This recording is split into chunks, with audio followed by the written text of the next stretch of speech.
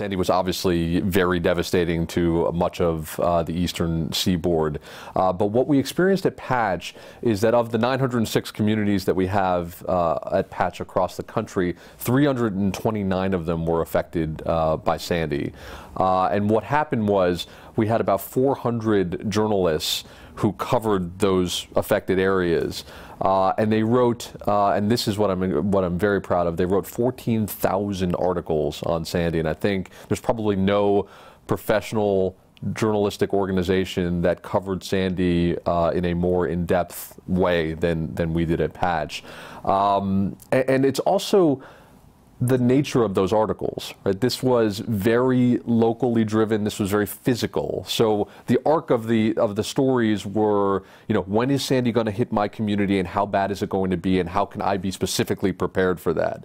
And then as the storm hit, it was what stores are open, who's got blankets, who's got water left, right? Really physical, important information. And then post, it was, you know, when will power come back on, right? When will local services be back on? Where are down trees in my community, and therefore I need to affect where I drive, et cetera. And so, you know, the combination of that journalistic sensibility with also the platform, we had 7,000 Sandy-related photos and videos uploaded to the platform from users. We also saw government officials leveraging the platform. We had a mayor of Short Hills, New Jersey, who actually answered questions from her constituents on the Patch platform about Sandy. And I think that combination of journalism, connecting with government officials, and connecting with other neighbors in your community made us really the lifeline of the community during this devastation. And just to throw some statistics out for you,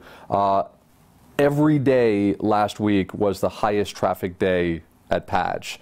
And we saw those numbers were basically 2 times higher than the previous high days. And in the affected areas themselves, we saw traffic that was 4 times as high as we normally see at that time. So I think that really speaks to the need in the community, and how well we did in actually servicing that need. From a mobile standpoint, we saw nearly 700% week over week increases in the download of the Patch mobile application, and we saw about 3 times the level of mobile usage that we would on a normal October day.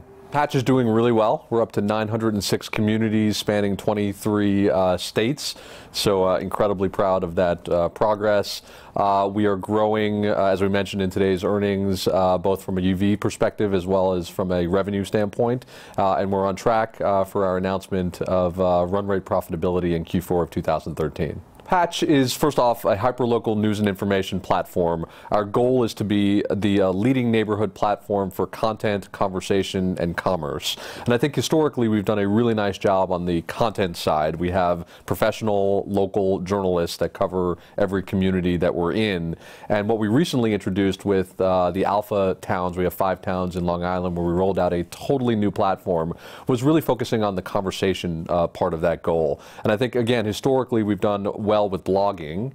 We introduced a blogging platform last year, and we already have over 30,000 bloggers on the platform. So I think we've really struck a chord there. But we also wanted to supplement that with the notion of groups.